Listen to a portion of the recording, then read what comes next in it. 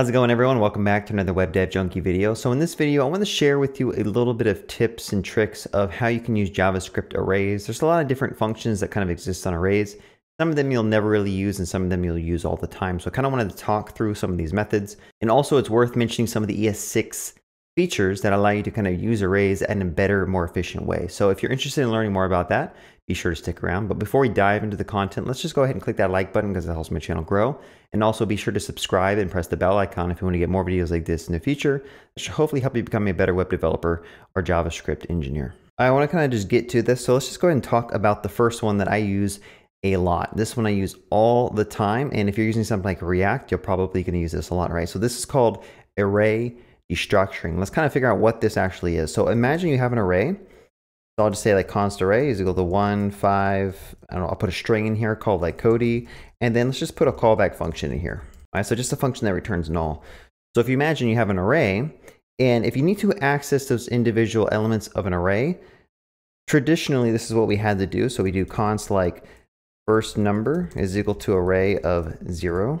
And then you kind of follow that approach. If you wanted to declare another variable for all these values, you basically just copy and paste this and index every single element of that array like so. So I could do like second number here, and I could do like, I'll do name, and I'll do callback.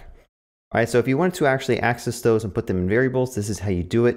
But it turns out you do this a lot in JavaScript, right? So there's a cool ES6 feature I want to kind of share with you if you don't already know it, called array destructuring.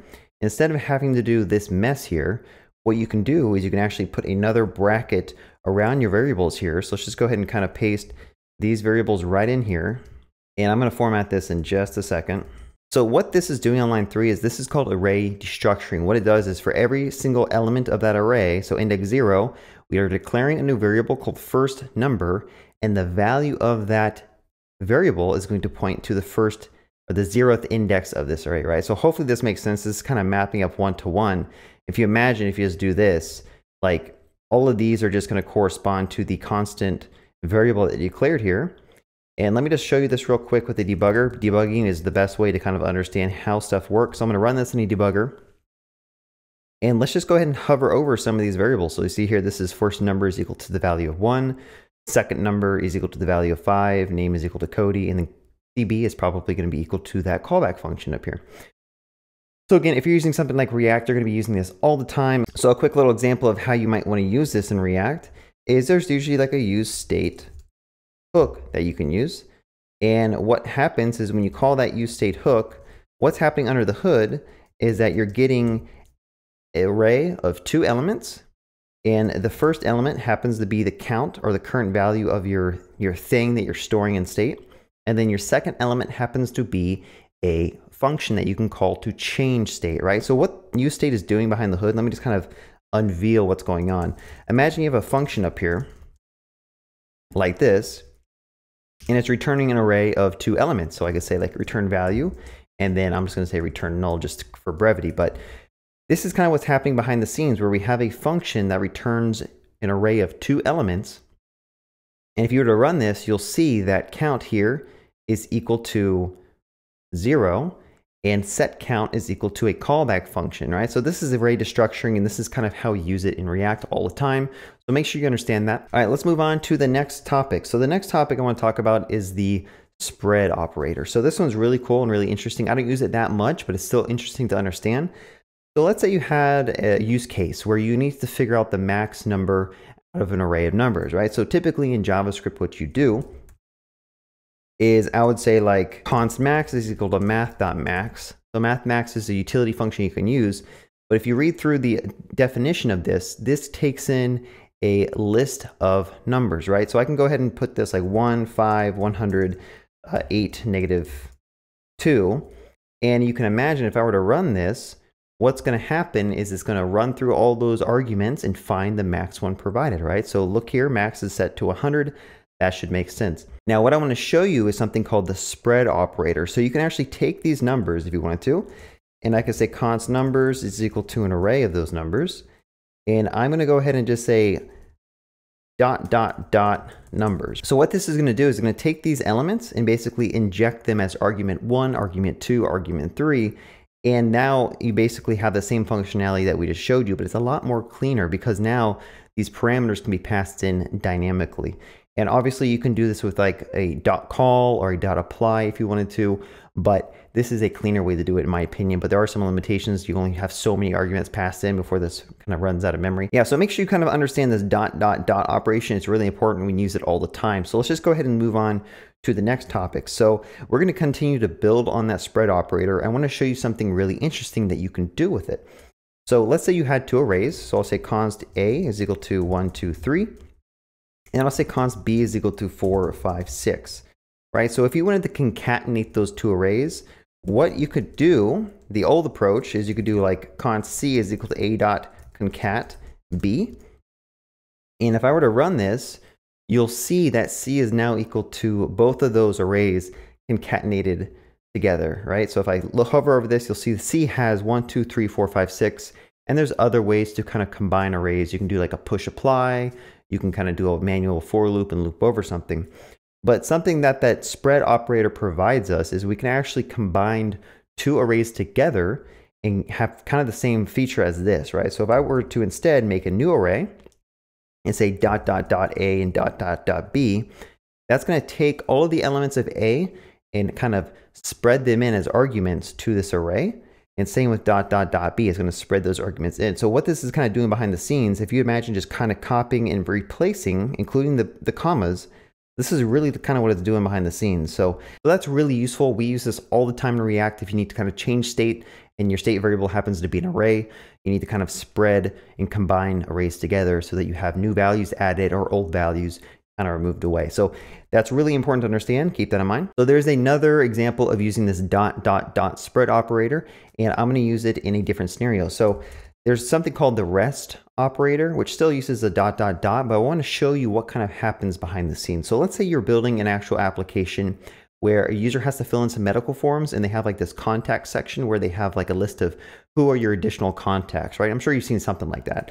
So let's just say const contacts is equal to Bob, Sally, and Rich. All right, so we have some contacts, and imagine that you have a method called set contacts, right? So const set contacts, and this method, let's say it's part of a class, right? So hopefully you understand what ES6 class is. Use your imagination. Pretend this is a class method, and what we could do is we could pass in some contacts. I'll just say list. And if you imagine that if this was part of a ES6 class, you could say this dot primary contact is equal to list of 0. You could say list secondary contact is equal to list of 1. And then if you want to get the other or remaining contacts, you could say this dot other contacts is equal to list dot slice of 2, I believe. Which this is a useful method that we might talk about later, but basically this takes from index 2 on and just kind of copies those values. So this is like a real use case, right? You typically have this need to like, who's your primary contact, who's your secondary contact, and any other contacts that you have, I need to store somewhere, but I don't know what those really are. So I'm going to say those are other contacts. So this is a really interesting use case, but what you can actually do to clean this up is use something called the rest operator. So let's say instead up here, you could say primary, you could say secondary, and then you could say ... other. So what this is going to do is going to take all the values of those, what's passed in, and it's going to basically set them properly. So let's just go ahead and go down here and say set contacts, pass in that array, and I'm going to go ahead and clean this up a little bit. And I'm going to go ahead and put a debugger here just to show you what's happening. And I'm going to go ahead and say, let's just do this. And again, this isn't necessarily like an array thing. This is more like a function thing, but I think it's really important to understand like what this ... is useful for. So I think if we were to just run this, contracts, I said set contacts. Let me make sure I name that to set contacts, and let's run it. And what we should see is that primary, secondary, and other should be set properly. So you notice here, other is an array that has one element in it, right? So if I were to continue adding more names here, like Cody and Tina, and let's just go ahead and rerun this, you'll notice that primary is set correctly, and it's set to Bob. You have secondary that's set to Sally, and then you have other, which is set to Rich, Cody, and Tina. So it basically takes these arguments and it combines them into an array that you can use here, right? So if you can imagine inside your function, now you can kind of clean up that code, and I could just say this dot primary is equal to primary, this dot secondary is equal to secondary, and then this dot other is equal to other. All right, so hopefully that makes sense. It's another like little, ES6 tip that kind of makes you write cleaner code potentially.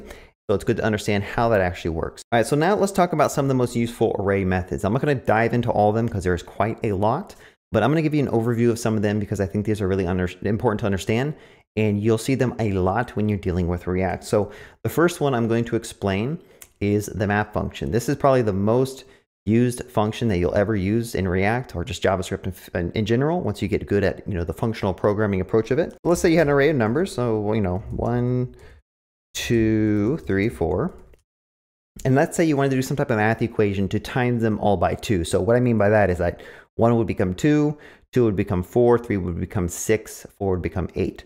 Now the traditional way, obviously, you can kind of loop over those. So let I equal 0, I less than numbers.length, and then I plus plus. And I can say numbers of I is equal to numbers of I times 2. And then I'm going to put a debugger here so we can just kind of look at what's going on. All right, so if you look over this array, you'll see that it prints out 2, 4, 6, 8, which is exactly the mathematical function we're trying to apply onto an array. But this is super dirty. This is really ugly code. It's hard to understand. I would recommend never use a for loop if you actually want to get good at programming because they're just harder to understand in general. So if you have the ability to do a map or a for each or a filter, use that instead. But let's just go ahead and kind of show you what you can do instead. So let's say you want to do the same exact logic, but a more concise, cleaner way. So what I'm going to say is const, I'll say new numbers. How about that? And I'm going to say numbers.map. So remember, if you're using an array, there's a couple of helpful functions that exist on that array that you can do, and map is one of them. So how map works is you pass it a callback function. If you don't know what a callback function is, you can basically just declare a function. So I'm going to say const times by 2, and I'm going to call that a function that's going to take in a number. So I'll say number, and I'll say number times 2. All right, so a map works like this. You basically pass it a callback function, and for every element of that array, it's going to apply that function to the number and return the new value. And then later, you're going to have an array of a bunch of new values. So let's just go ahead and run this and see what's going on. And again, this is a really basic example. So if I loop over this, we have 2, 4, 6, 8. But this is used all the time, especially in React when you're trying to loop over and kind of map some numbers or objects to actual JSX components. So make sure you really understand this function. Make sure you really understand what's going on. And sometimes what a lot of people do is they'll just inline this function here to kind of keep stuff a little bit cleaner. You might see this approach a lot more. It's a more common approach, but either way works. Just understand what's going on. And if you don't understand what callback functions are, if you're lost at this point, you need to go understand callback functions. All right, so let's kind of build upon this approach. So instead of doing a times by 2, let's say we only wanted to get only odd numbers. Okay, so I'm going to make a new function, and what we're going to be showing you in this part is filter. Okay, so there's another function you can call called filter, and what this is going to do is basically do kind of similar to a map, but whatever you pass in to the callback function here, it's going to basically only give you back the elements that match the truthiness of the return value of the callback function. That was probably a lot of verbiage, kind of confusing, but basically what you need to do is just return some type of true or false value here. And for every time it's true, then you'll get that number back. So if you imagine here, if we pass in 1, I'm going to say is 1 mod 2 not equal to 0. You know, this would be a lot easier if I just said even. I'll just say evens, because now I don't need to do like this not thing. So basically take the number modded by 2, and if you get 0, that means that the number's even. So before I even run this, you should imagine that numbers, or new numbers, is going to be this array, and every element's going to be ran through this function to find the even numbers, right? So if you don't really know what this modulus thing is, I would definitely go recommend you understand it. This is like a core thing in programming, but it's really good for understanding like evens and odds and like what something is divisible by. Well, let's just go ahead and run this and let's show you the output. So if you can imagine, new numbers should be an array of 2 elements, and you'll get 2 and 4. Okay, so now you got the even elements. And again, you can easily make the odd ones by just changing this to a not symbol. We're not going to do that. But again, filter is super important, almost as important as map. I can't even tell you how many times I've used the filter function in my production application. You know, at work, I've been coding for a very long time. I have to filter stuff all the time to only get a subset of elements to do some type of processing on them. You can imagine you have a UI and you have a drop down where they can select a particular type of category. Like let's say you're doing Amazon and you want to be able to shop for sporting goods or kitchen items. When you select that drop down item, you need to filter down a huge product list into a smaller subset. So this is a super important method to understand how to use. So there's a couple of other ones I kind of want to talk about. So we kind of showed you before what slice is doing. So let's just kind of talk about that. So imagine that you want to get, elements 3, 4, and 5 out of this array. There's a couple ways you can do that, right? You can use splice, you could use slice, you can use subset, I believe, or substring. Maybe you can't use substring, but anyway, there is a method called .slice, and you can pass it a starting index and an ending index. So if I wanted to get values 3, 4, and 5 and kind of get those into a new array, I could simply just pass 2 here. And if I run this, you'll see that new numbers is going to equal 2, 3, 4, 5. So it's really, really useful if you need to grab like, the last 3 elements of an array or the first 3 elements of an array. If you need to grab the first 3, you could just do like start at index 0 and start at index 2. I believe that'll give me the first 3 elements of the array. I might be off by 1, but yeah, I'm off by 1, so this would be 0 to 3. All right, so slice method, super important. It doesn't actually modify the original array, which is good to understand because there is another method that will actually strip out the first 3. If I change this to a splice, that will actually destroy the first 3 elements from this array and return them in the new one. So let's just go ahead and run this and show you what splice is doing. I don't really use splice too much. It's not really that a good. People argue that using mutating functions on array is probably not the best programming experience.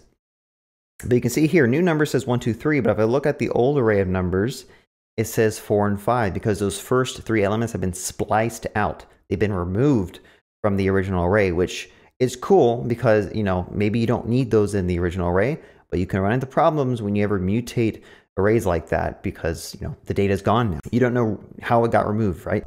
Yeah, just keep that in mind. So there are a couple of other methods. Now, these are probably ones that you might know, might not know, who knows? But let's say you wanted to kind of just loop over and print out all the numbers. Well, there happens to be a method down here. I can do numbers dot for each. And again, very similar to map, this takes a callback function. And I can pass the first argument here called number. And if I just want to print out every number in this array, I could simply just do this. So if I were to run this, you'll see that it's going to print out 1, 2, 3, 4, 5 down to my little debug console down here. Which again, it's kind of useful to be able to loop through something and just do some type of operation. Sometimes the map function doesn't really make sense. And what I've seen people do is they'll use the map function, but they're not using anything with the returned array. So the one piece of advice I would give you is if you just need to loop through numbers and like calculate something and not actually change the underlying element value, don't use a map. Just use a for each. It makes more sense. With my mental model, I don't know if it makes more sense with yours, but you can read through this code and you know for a fact that hopefully stuff is not getting modified in the original array and we don't care about what's being returned. So for each, you sometimes have some use cases for it, but you don't use it as much. All right, let's just kind of talk about the sum method. So there's 2 methods called sum and I think every.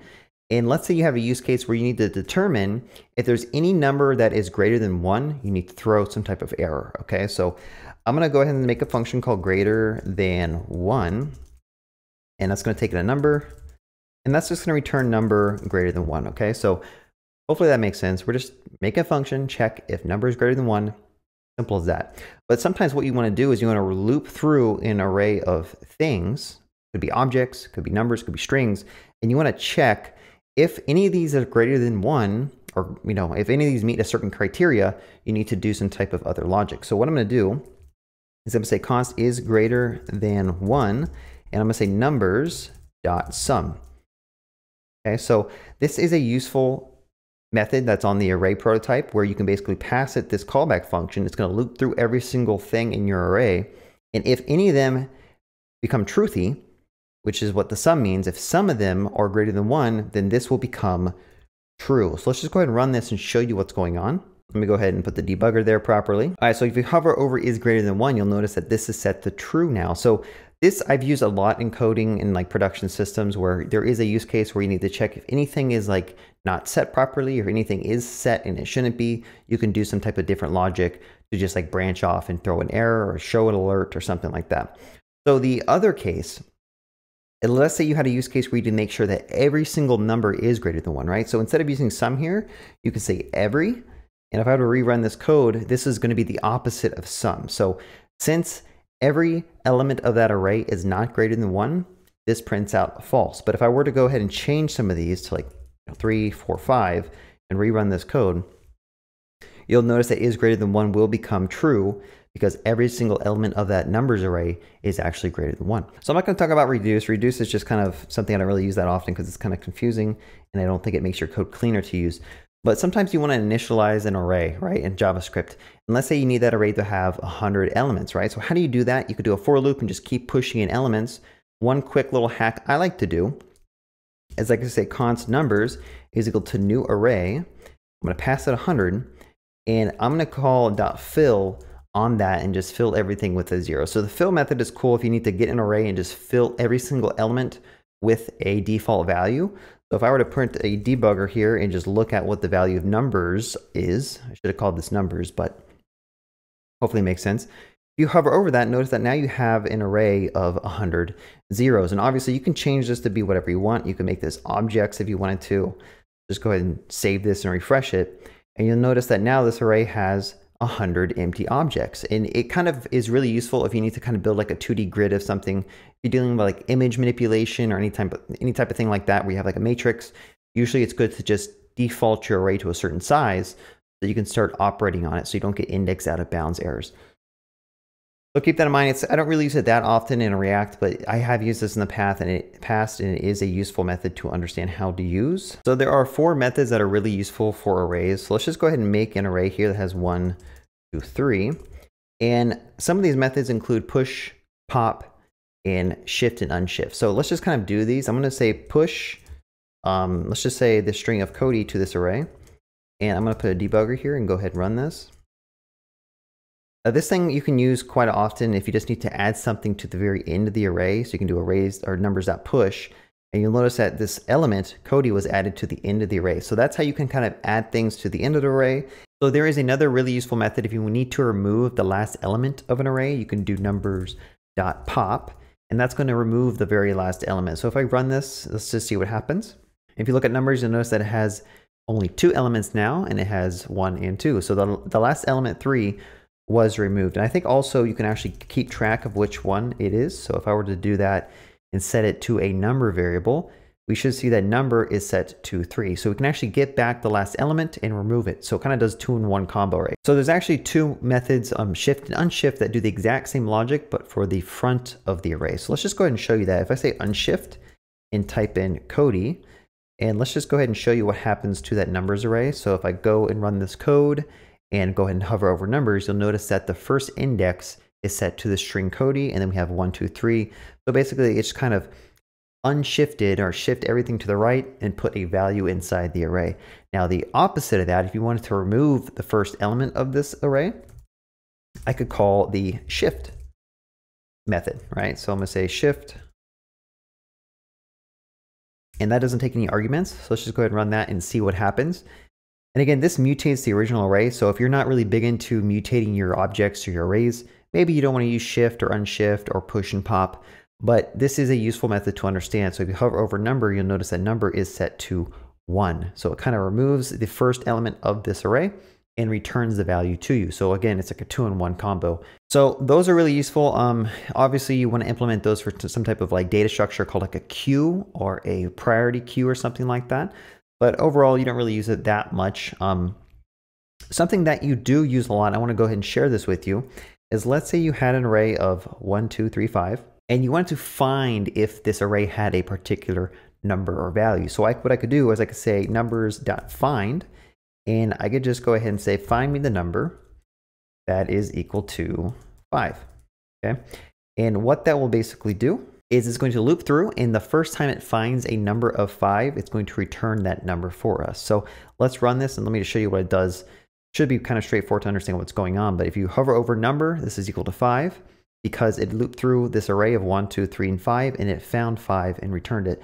But you can kind of do whatever you want here. You can check for a particular thing inside of an object. You could check if this thing inside the array, is a certain type of array or object or string. You can do whatever you want. It's just a generic callback function here, but this one is really useful if you need to find to see if someone maybe already entered in a piece of data into like an array. So for an example, let's say that you have a to-do list application and you don't want the user to be able to type in the same to-do list item twice, right? So you might want to use the find method to say, did they already type in this number 5? And if they did, don't allow them to enter it again. So another kind of method that's really useful alongside of find is findIndex. So what this does is this will return the index. So instead of returning the value 5 here, this will return the index of 0, 1, 2, 3. Okay, so if I run this, you'll notice that instead of number being equal to 5, number is going to be equal to 3. And again, this is like more useful when you need to actually like find where in the array something is found, and then you might need to modify that using the index number. I've used this a couple times in React, and it's kind of important to understand how findIndex works. But one thing I want to point out with the find and findIndex method is that it returns the first thing that it finds. So kind of similar to find and findIndex, another really useful function that's kind of built into the array prototype is called includes. So instead of having to do this callback function, if you just need to see if like this array includes something, you can just do numbers.includes, and I could potentially check, does this array include 2, right? So I could say has number and just print that out. So if you notice here, this is going to loop through the array, check if any element is equal to 2, and if it is, it's going to return true as a value here. So if I were to remove this 3 and change it to so if I were to change this 2 and move it to like a 9, go ahead and rerun this, this will return false because obviously this array doesn't include the number 2. And I've used this a lot. Now, the only issue with includes is that I don't think it really works that well on doing like a deep copy or a deep comparison with objects. It's going to do an actual reference comparison with your objects. So if you need to actually check if two objects are similar, but they don't necessarily point to the same point in memory, then you can't really use the includes. But again, going back to like the to-do list item, like imagine these were all like to-do list strings. You could check if this array already includes the to-do list of, clean your room, then you don't want to actually add another one in. All right, so that kind of wraps up this video. I just want to throw as many array methods at you to kind of get you up to speed if maybe some of these you don't really know. But if you enjoyed watching this video, be sure to give me a thumbs up. Also, be sure to subscribe and press that bell icon if you want to get more videos like this in the future. That should hopefully help you become a better JavaScript developer. And like always, leave a comment below if there's something that I forgot to mention in this video.